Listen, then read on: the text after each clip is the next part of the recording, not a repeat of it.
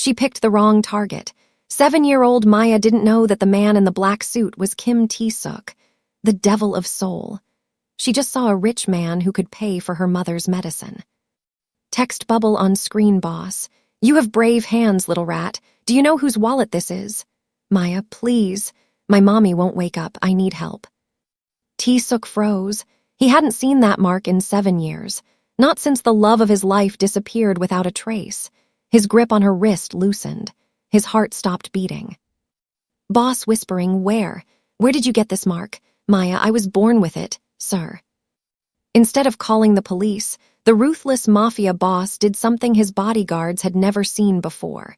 He knelt down in the dirty street and offered her his hand. Take me to your mother, now. Please don't forget to smash that like and subscribe button. This is the best way to support the channel, so we can keep bringing you these heartwarming and intense stories every single day, and comment where you watch from. Now, let's get started.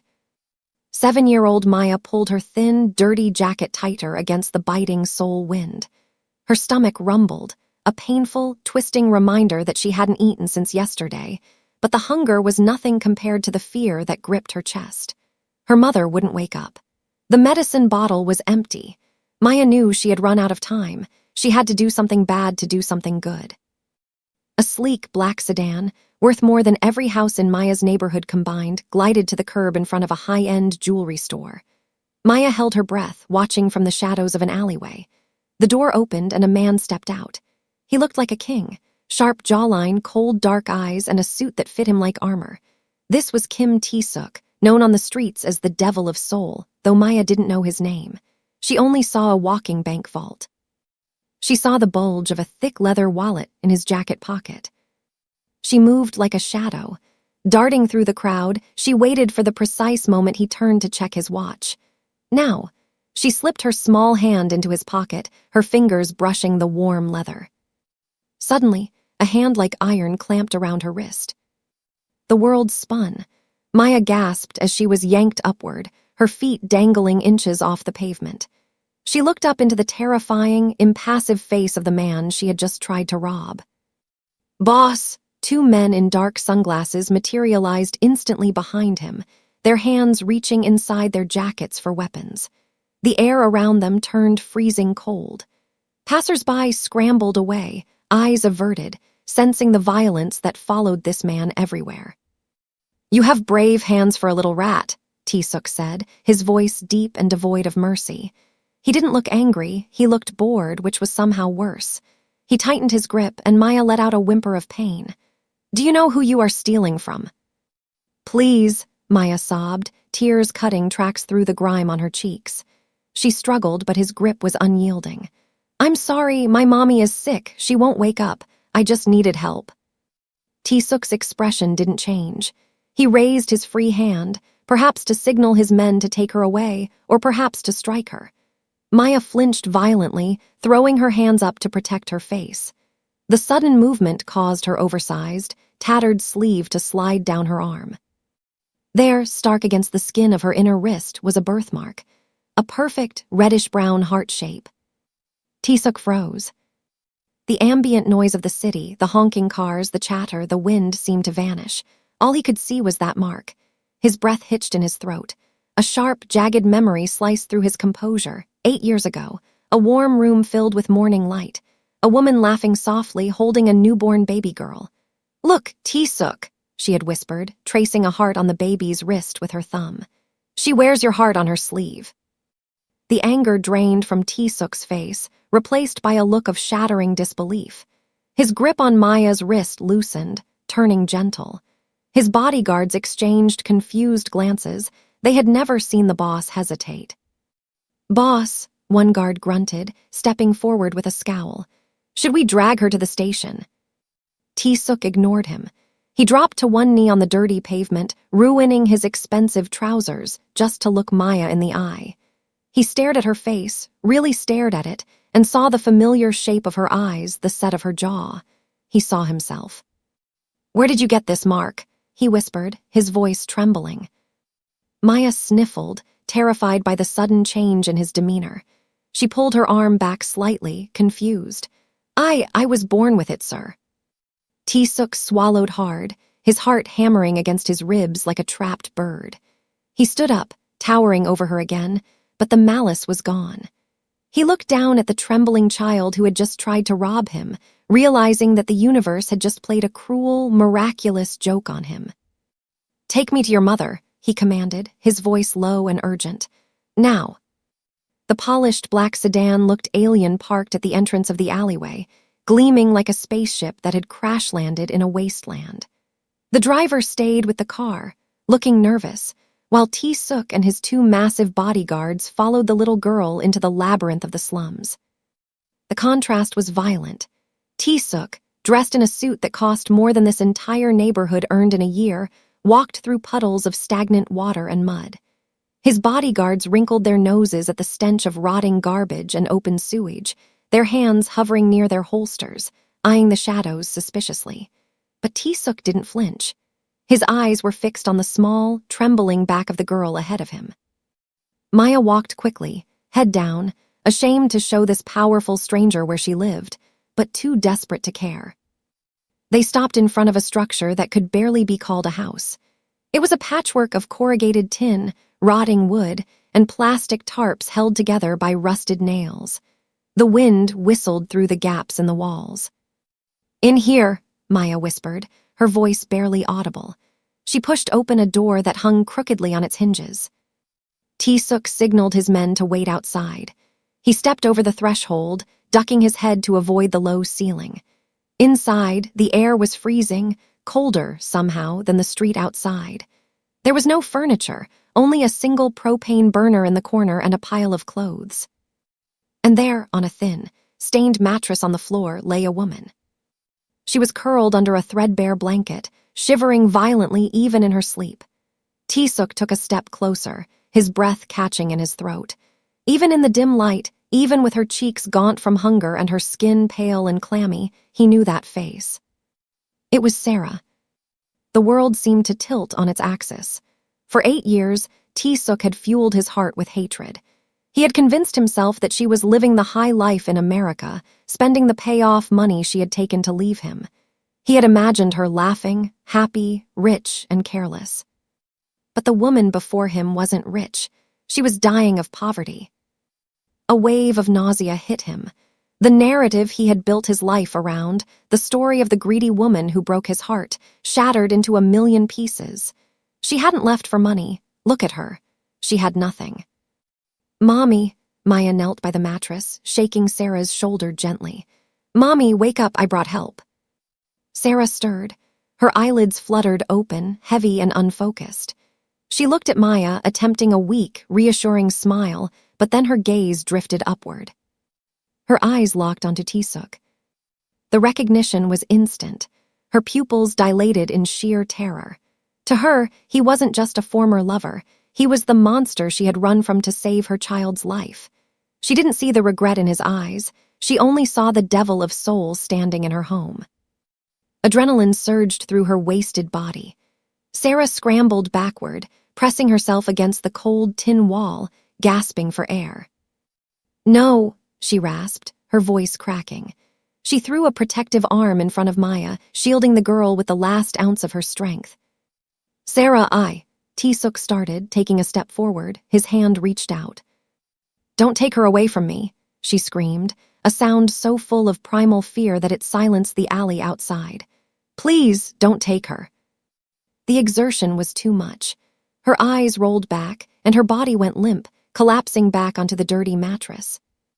"Mommy," Maya wailed, throwing herself onto her mother's chest. Tae-Sook stood frozen in the center of the shack, the echo of her scream tearing through his soul. The paralysis that had gripped Tae-Sook vanished the moment Sarah hit the mattress. The shock of seeing her was replaced instantly by the cold, razor-sharp efficiency that made him the most feared man in Seoul. "Get the car," he barked, his voice cracking like a whip. "Call the Asan VIP Center. Tell them to prep Operating Room 1, now." He didn't wait for his men to acknowledge. Tae-Sook bent down and scooped Sarah up into his arms. She was terrifyingly light, her bones sharp against his suit, fragile as a bird. Maya scrambled up, grabbing the hem of Tae-Sook's jacket, her eyes wide with panic. Is she dead? The little girl whimpered. No, Tae-Sook said, kicking the rotting door open. She's not going to die, not today. He strode out into the alleyway, carrying Sarah like she was made of glass. But the path to the car was blocked. A group of rough-looking men, neighbors and a scowling landlord, had gathered, blocking the exit. Hey, where do you think you're going? The landlord shouted, stepping forward with a cigarette dangling from his lip. He didn't seem to realize who he was talking to. He only saw a rich man taking his tenant away. That woman owes me 3 months of rent. She ain't leaving until I get paid. Tae-Sook didn't even slow down. He didn't look at the man. He just kept walking toward the idling sedan, his eyes fixed on the open door. Handle it, he muttered to the bodyguard on his left. The bodyguard reached into his jacket, pulled out a thick rubber-banded stack of bills, enough to buy this entire block, and tossed it casually at the landlord's chest. The money hit the man with a dull thud and scattered into the mud. Keep the change, the bodyguard growled. The landlord scrambled for the cash, his greed silencing him instantly. Tae-Sook slid into the back seat with Sarah still in his arms, pulling Maya in beside them. Go. The drive was a blur of speed and weaving traffic. When they screeched to a halt at the emergency entrance of the city's most exclusive hospital, a team of nurses was already waiting with a gurney. They transferred Sarah quickly, rushing her through the double doors. Tae-Sook and Maya ran alongside the stretcher until they were stopped at the nurses' station by a stern-looking administrator holding a clipboard.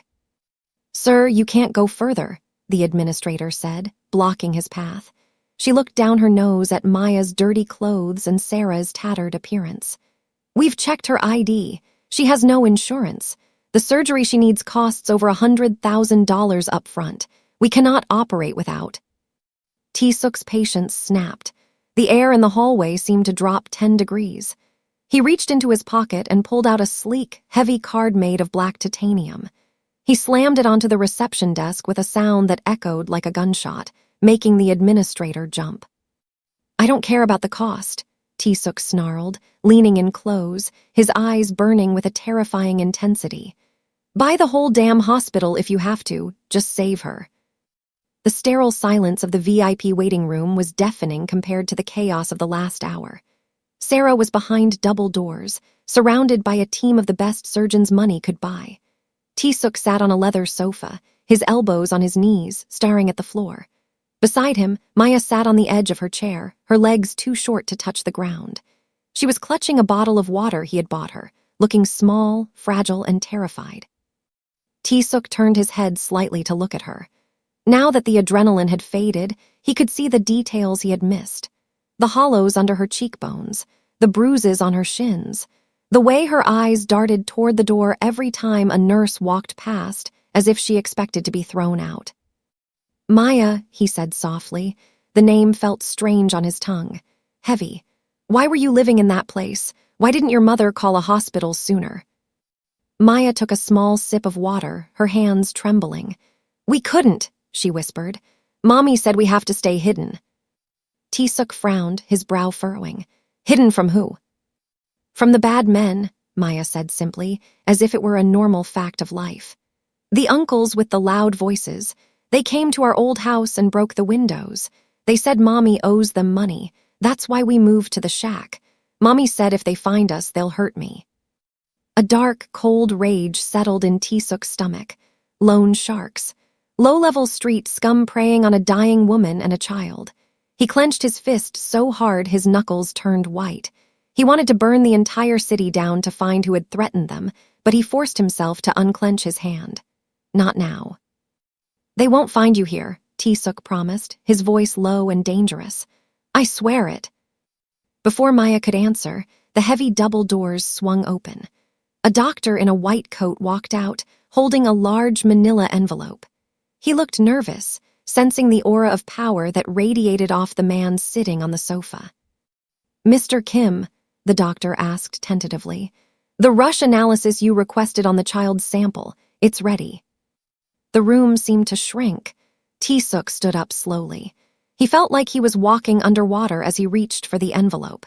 He had commanded armies, negotiated billion-dollar deals, and stared down the barrel of a gun without blinking. But this piece of paper terrified him more than death. He took the envelope. His fingers felt numb.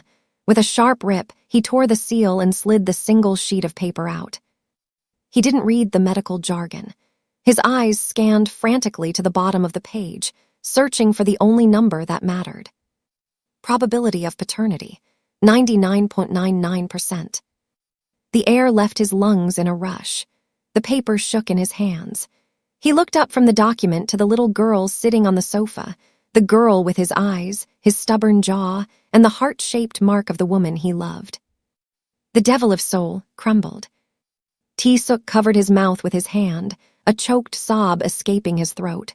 Hot tears spilled over his eyelids, tracking down his stoic face. He wasn't just a boss anymore. He wasn't just a monster. He was a father. The anesthetic fog lifted slowly, replaced by the rhythmic, steady beeping of a heart monitor. Sarah blinked, her vision swimming into focus. The first thing she saw was the soft glow of the bedside lamp.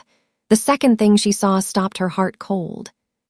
Tae-Sook was sitting in the chair beside her bed.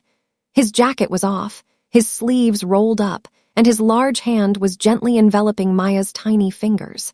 Maya was asleep in a chair pulled close to him, her head resting on his arm. Panic, sharp and immediate, surged through Sarah's veins. She gasped, trying to sit up, clawing at the sheets. "Get away from her," she rasped, her voice weak but desperate. "Don't touch her." Maya stirred but didn't wake. Tae-Sook didn't flinch.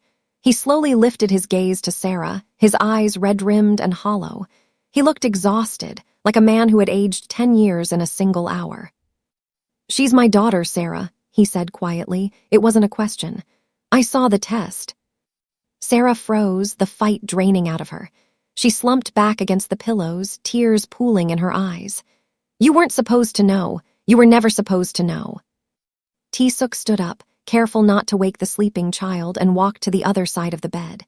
His expression hardened, the vulnerability replaced by the cold mask of the Mafia Boss. "Why?" he demanded, his voice trembling with suppressed rage. 8 years ago, you disappeared. The next day, $50,000 was missing from my personal safe. I told myself you were just like the rest of them, that you sold our love for cash, that you were a gold digger." He leaned over her, gripping the bed rail. "I hated you for 8 years. I hardened my heart because of you. But I look at you now and I see you living in a shack, starving to feed my child. So tell me the truth. Why did you really leave?" Sarah looked away, shame burning her cheeks. "I didn't take the money, Tae-Sook. I never touched it."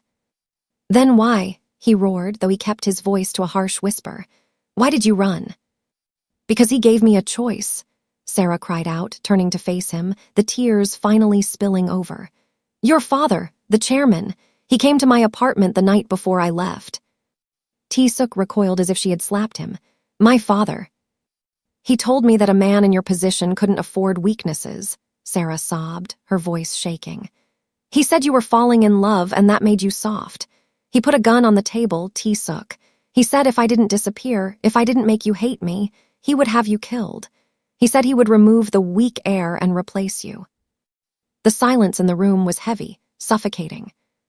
"I didn't leave to save myself," Sarah whispered, her voice breaking. "I left to save you." Tae-Sook stood paralyzed. The pieces of the past 8 years slammed into place. The sudden promotion. The way his father had looked at him with approval only after Sarah betrayed him. The way his father had groomed him into a ruthless monster, free of emotional attachments. It had been a lie, all of it. His father hadn't just driven Sarah away.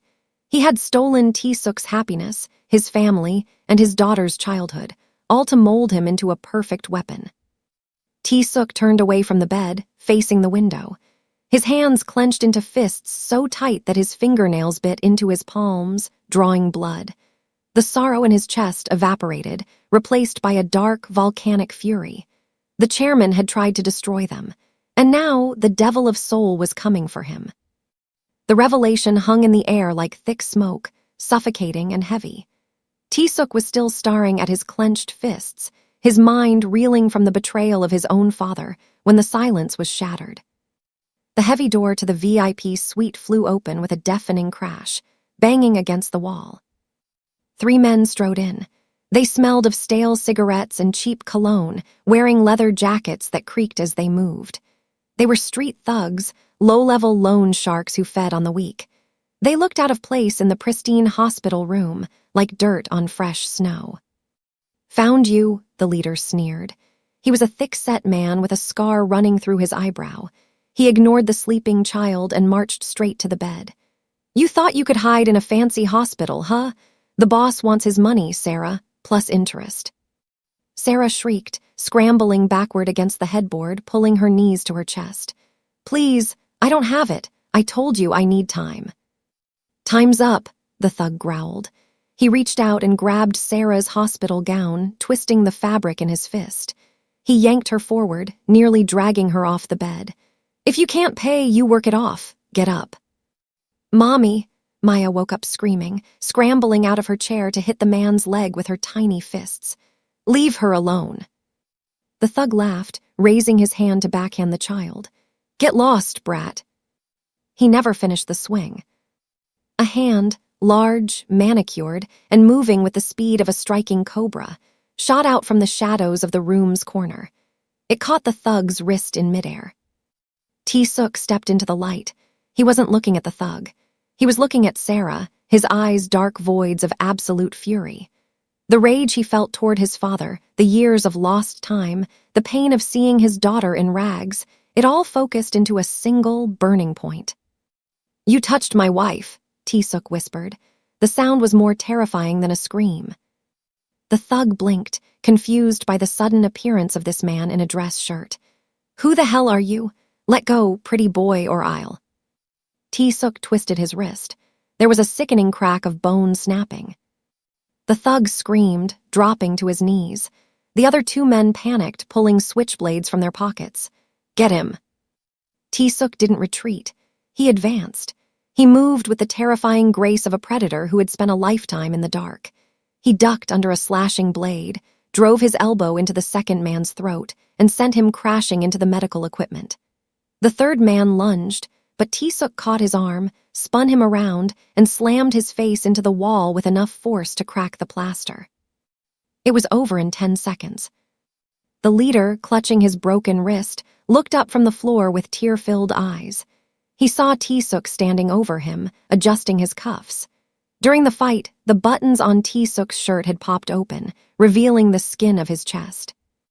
The thug's eyes widened in horror. There, inked across Tae-Sook's pectoral muscle and winding up his neck, was a black dragon with red eyes. The symbol of the ruling family, the mark of the king. The devil of Seoul," the thug stammered, his face draining of all color. He realized with dawning horror that he had just tried to assault the wife of the most powerful man in the country. "Oh God, sir. We didn't know. Please, have mercy."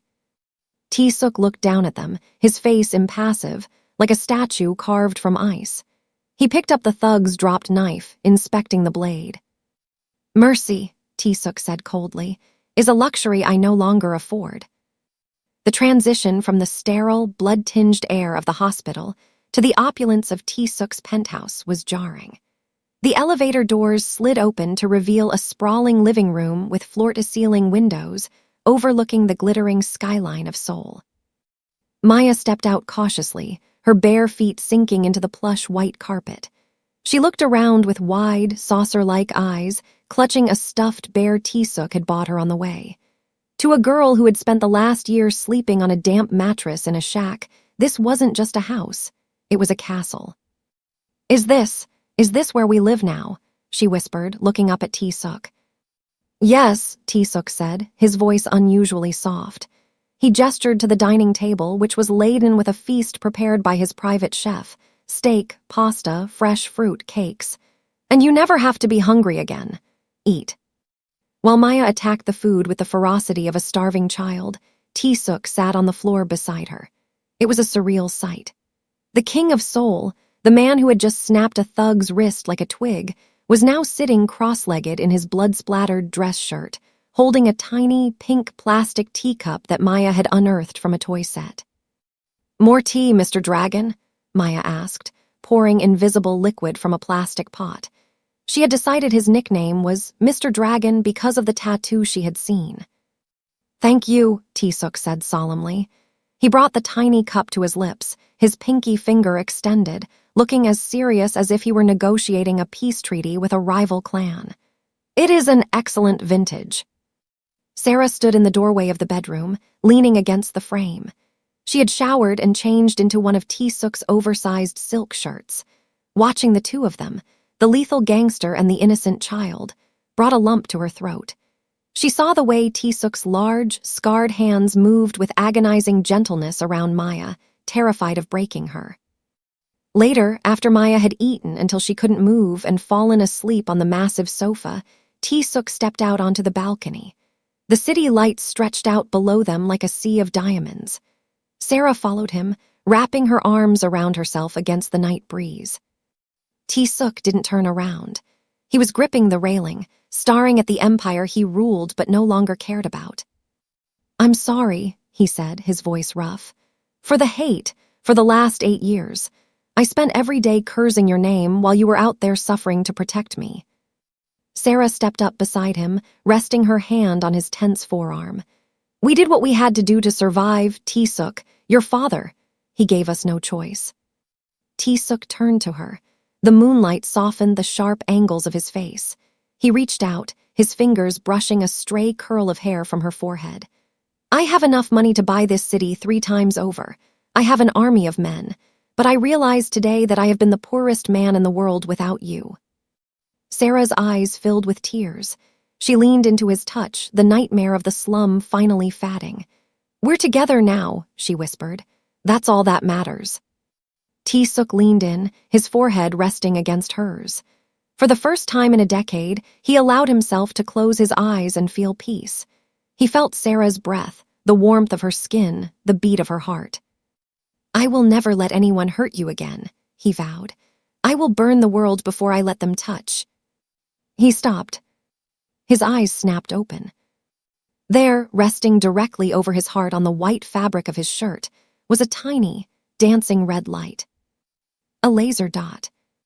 Tae-Sook didn't think, he reacted. The survival instinct honed by years of living in the shadows kicked in faster than conscious thought. He shoved Sarah violently to the floor just as the tempered glass of the balcony doors exploded inward. Crack. The bullet embedded itself in the wall, exactly where his heart had been a split second ago. "Stay down," Tae-Sook roared, rolling over the shards of glass to drag Sarah behind the heavy marble kitchen island. Shadows repelled down the side of the building, crashing through the broken windows. These weren't clumsy street thugs or lone sharks. These were men in full black tactical gear, moving with silent, deadly precision. They were the ghosts, his father's elite extermination squad. Tae-Sook grabbed a steak knife from the counter, his only weapon. He moved like a blur, intercepting the first soldier who rounded the corner. He disarmed the man with a brutal snap of the elbow, seized his silenced pistol, and put 2 rounds into the chest of the second attacker. "Check the bedroom," one of the soldiers shouted over the gunfire. "Maya," Sarah screamed, trying to scramble up, but Tae-Sook held her down as a hail of bullets chipped away the marble above their heads. "Cover me," Tae-Sook yelled. He broke cover, firing with terrifying accuracy, dropping 2 more guards as he sprinted toward the hallway, but he was half a second too late. A soldier was already sprinting toward the private elevator, a small, kicking figure thrown over his shoulder like a sack of flour. "Daddy," Maya shrieked, her voice filled with pure terror. "No," Tae-Sook lunged, but the elevator doors slammed shut, sealing his daughter inside with the monsters. The remaining guards retreated, disappearing as quickly as they had arrived. They hadn't come to kill Tae-Sook, they had come to take his heart. Tae-Sook stood in the ruined living room, his chest heaving, glass crunching under his feet. He turned to Sarah, who was sobbing on the floor.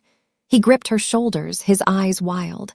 "Lock the door! Do not open it for anyone but me." He didn't wait for an answer. He ran to the stairs, taking them 3 at a time down to the garage. As he slid across the hood of his matte black sports car, he pulled out his phone and dialed a number that hadn't been used in a decade. It was the emergency broadcast frequency for the entire syndicate. "This is Dragon," he growled, the engine roaring to life like a waking beast. "Code Red. The chairman has taken a hostage. Every man, every car, every weapon. Tear this city apart. Level Seoul if you have to, find them."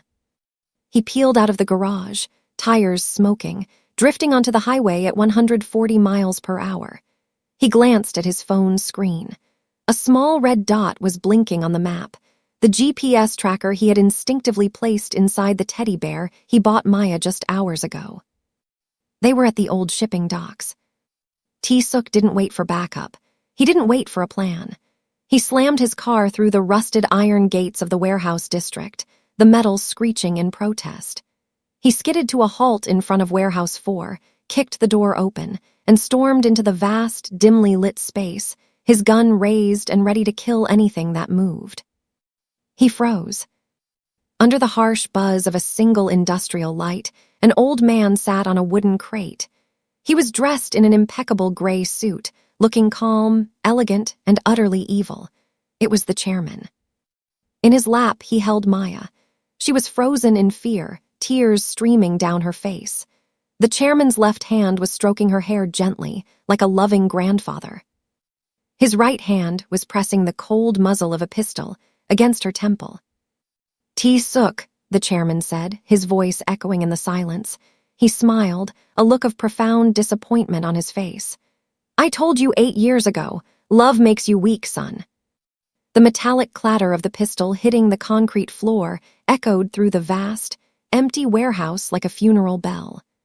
Tae-Sook raised his hands slowly, his eyes never leaving the gun pressed against his daughter's temple. "You win," Tae-Sook said, his voice steady but laced with a terrifying calm. He slowly lowered himself to his knees, submitting to the man who had tormented him his entire life. "You want to erase my weakness? Fine, take me. I am the one who defied you, but let the child go. She is nothing to you." The chairman sneered, his finger tightening on the trigger. "A king does not beg, Tae-Sook. This pathetic display is exactly why you are unfit to lead."